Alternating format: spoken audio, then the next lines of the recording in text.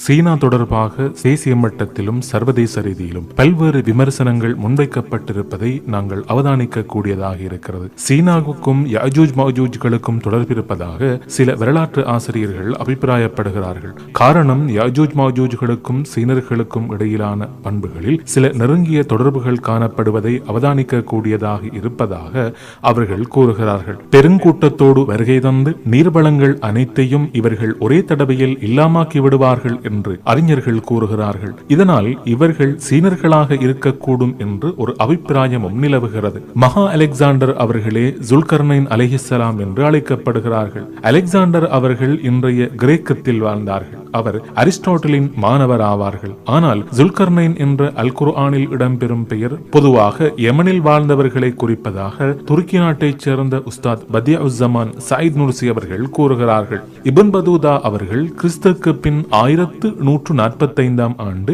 சீனாவின் ஃபூஜியான் நகரை சென்றடைந்தார்கள். இப்ன் பதூதா அவர்களின் ஆய்வு பற்றியும் நாம் இந்த இடத்தில் கவனம் செலுத்துவது அவசியமாகும். ஃபூஜியான் நகரம் என்பது நாகரிகம் சரிந்த பகுதியாக இருந்ததோடு உணவுக்காக தார்பூசணி, திராட்சை என்பன அங்கு பயன்படுத்தப்பட்டன. குறிப்பாக ஃபூஜியான் நகரத்தின் வர்த்தக கொடுக்கல் வாங்கலும் உயர்மட்டத்தில் காணப்பட்டது. நாணயத்தாள்களும் கொடுக்கல் வாங்கலின் போது பயன்படுத்தப்பட்டதாக இப்ன் பதூதா அவர்கள் கூறுகிறார்கள். சீனாவின் மக்கள் அன்றாட உணவுக்காக பன்றி, தவளை, நாய் போன்றவற்றை பயன்படுத்தியதாக கூறும் இப்ன் பதூதா அவர்கள் இவற்றை விற்பனை செய்வதற்காக சந்தை ஒன்று இருந்ததாகவும் கூறுகிறார்கள். குறிப்பாக இப்ன் பதூதா அவர்களின் கூற்றுக்கு அமைய யாஜூஜ் மஜூஜ்கள் இவ்வாறான உணவுகளை உண்டார்கள் என்ற அபிப்பிராயமும் கடந்த கால அறிஞர்களுக்கு மத்தியில் நிலவியிருக்கிறது. இப்ன் பதூதா அவர்களின் கருத்துக்கு அமைய கீழைத்தேய ஆய்வாளரும் ஆக்ஸ்போர்ட் மற்றும் ஹார்வர்ட் பல்கலைக்கழகங்களின் பேராசிரியருமான சர் ஹாமில்டன் அலெக்சாண்டர் கிப் அவர்கள் கூறும் கருத்துக்களையும் நாம் அவதானிப்பது அவசியமாகும். ஜக்கரியா அல் கஸ்மினி என்ற மருத்துவர் மற்றும் ஆய்வாளரின் கருத்துக்கு அமைய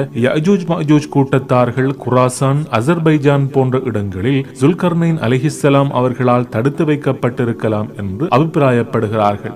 ஆனால் இப்ன் பதூதாவோ இதனை வேறு கோணத்தில் நோக்குகிறார்கள். யஜூஜ் மஜூஜ்களின் தொல்லைகளை தாங்க முடியாமலேயே ஜுல்கர்னைன் அலைஹிஸ்ஸலாம் அவர்கள் சீன பெருஞ்சுவரை அமைத்ததாக கூறுகிறார்கள். ஒருவேளை இந்த கருத்தை நாம் சரியாக பார்க்க முடியும். சீனர்கள் நாய், தவளை போன்றவற்றை உணவுக்காக பயன்படுத்துகிறார்கள்.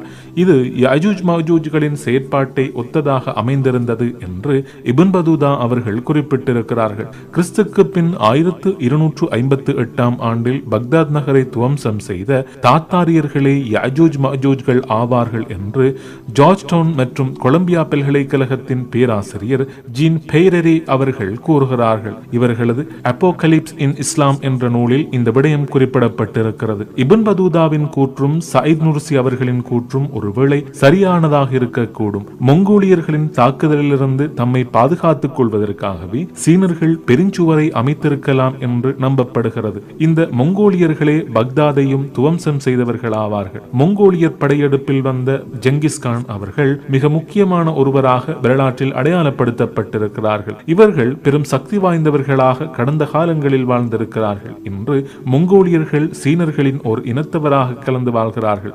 மங்கோலியர்களை பொறுத்தவரைக்கும் அவர்கள் உலக சமூகத்திலிருந்து உறங்கு நிலையில் வாழ்ந்து வருகிறார்கள். உண்மையில் இதில் யார் யஜூஜ் மஜூஜ்கள் அல்லது யஜூஜ் மஜூஜ்கள் எங்கு வாழ்கிறார்கள் என்பது பற்றி பல்வேறு கருத்து வேறுபாடுகளும் இன்றளவிலும் நிகழ்ந்து வருகின்றன. சகல ஞானங்களையும் உடைய இறைவனை இதனை நன்கறிந்தவன் என்ற முடிவுக்கு நாம் இந்த இடத்தில் வருவது முக்கிய அம்சமாகும். இன்ஷா அல்லாஹ் மீண்டும் நாளையும் சந்திக்கும் வரை விடைபெற்றுக் கொள்கின்றோம். உங்கள் அனைவருக்கும் அஸ்ஸலாமு அலைக்கும் வரஹ்மத்துல்லாஹி வபரகாத்துஹு.